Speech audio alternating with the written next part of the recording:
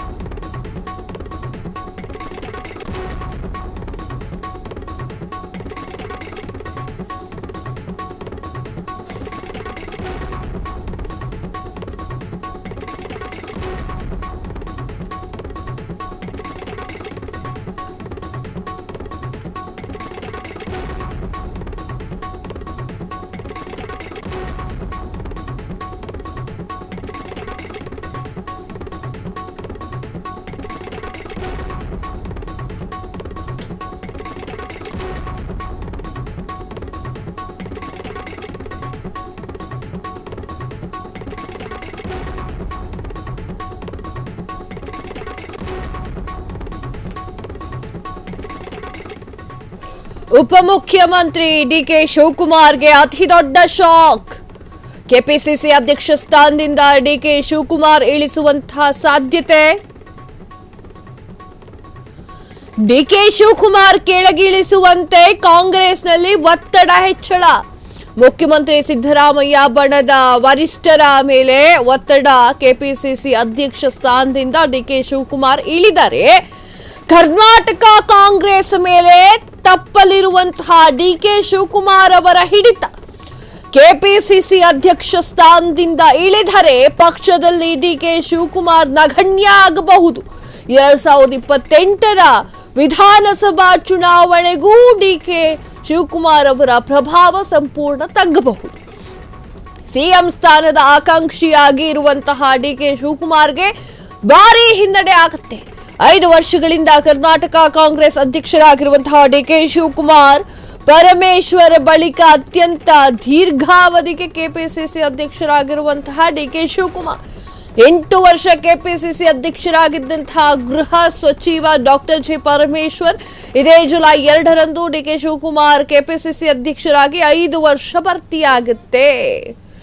S ವೀಕ್ಷಕರೇ, DK Shivakumar ಅವರನ್ನ KPCC ಅಧ್ಯಕ್ಷ ಸ್ಥಾನದಿಂದ ತೆಗಿಬೇಕು ಅಂತ ಹೇಳಿ ಸಾಕಷ್ಟು ಜನರ ಒತ್ತಡ ಆಗ್ತಾ ಇದೆ, ಒತ್ತಡ ಬರ್ತಾ ಇದೆ. ಆ ಒಂದು ನಿಟ್ಟಿನಲ್ಲಿ ಡಿಕೆ ಶಿವಕುಮಾರ್ ಅವರ ಕೆಪಿಸಿಸಿ ಅಧ್ಯಕ್ಷ ಸ್ಥಾನವನ್ನ ಕಸಿದುಕೊಳ್ತಾರಾ ಎನ್ನುವಂತಹ ಪ್ರಶ್ನೆ ಈಗ ಮೂಡಿರುವಂತದ್ದು.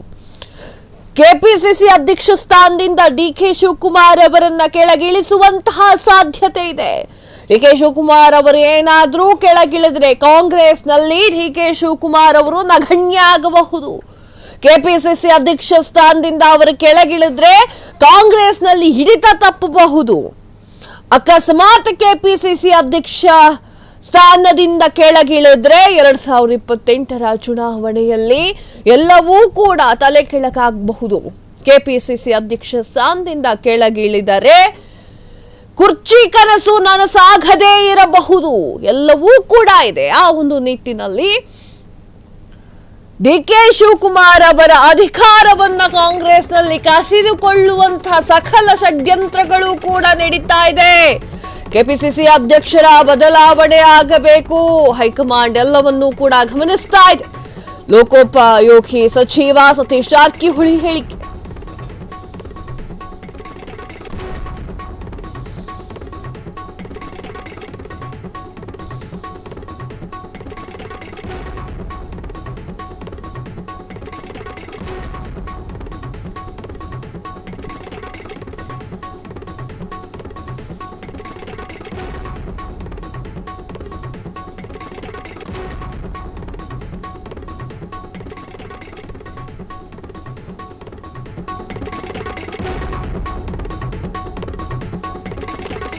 ಕೆಪಿಸಿಸಿ ಅಧ್ಯಕ್ಷ ಸ್ಥಾನದ ಬದಲಾವಣೆ ಆಗಬೇಕು.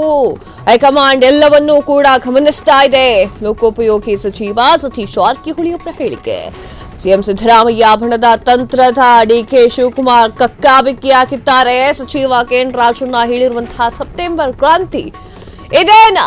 ಸೆಪ್ಟೆಂಬರ್ ಕ್ರಾಂತಿಗೆ ಕೆಪಿಸಿಸಿ ಅಧ್ಯಕ್ಷ ಸ್ಥಾನದಿಂದ ಇಳಿಸಲಿದ್ದಾರಾ ಡಿಕೆ ಶಿವಕುಮಾರ್ರನ್ನ ಎನ್ನುವಂತಹ ಪ್ರಶ್ನೆ ಈಗ ಮೂಡಿದೆ. ಸೆಪ್ಟೆಂಬರ್ ಕ್ರಾಂತಿ ಅಂತ ಹೇಳ್ತಾ ಇದ್ದಂತಹ ರಾಜಣ್ಣನ ಸೆಪ್ಟೆಂಬರ್ ಕ್ರಾಂತಿ ಇದೇನಾ ಎನ್ನುವಂತಹ ಪ್ರಶ್ನೆ ಈಗ ಮೂಡಿದೆ. ಕೆಪಿಸಿಸಿ ಅಧ್ಯಕ್ಷ ಸ್ಥಾನವನ್ನ ಬದಲಾವಣೆ ಮಾಡಬೇಕು ಅಂತ ಹೇಳಿ ಜಾರಕಿಹೊಳಿ ಅವರು ಹೇಳ್ತಾ ಇದ್ದಾರೆ. ಹೈಕಮಾಂಡ್ ಎಲ್ಲವನ್ನೂ ಕೂಡ ಗಮನಿಸ್ತಾ ಇದೆ ಅಂತ ಹೇಳ್ತಾ ಇದ್ದಾರೆ. ಡಿಕೆ ಶಿವಕುಮಾರ್ ಹಾಗೂ ಸಿದ್ದರಾಮಯ್ಯ ಇಬ್ರು ಕೂಡ ದೆಹಲಿಗೆ ಹೋಗ್ತಾರೆ. ದೆಹಲಿಯಲ್ಲಿ ಹೈಕಮಾಂಡ್ ಇಬ್ಬರನ್ನೂ ಕೂಡ ಭೇಟಿ ಮಾಡುವುದಿಲ್ಲ.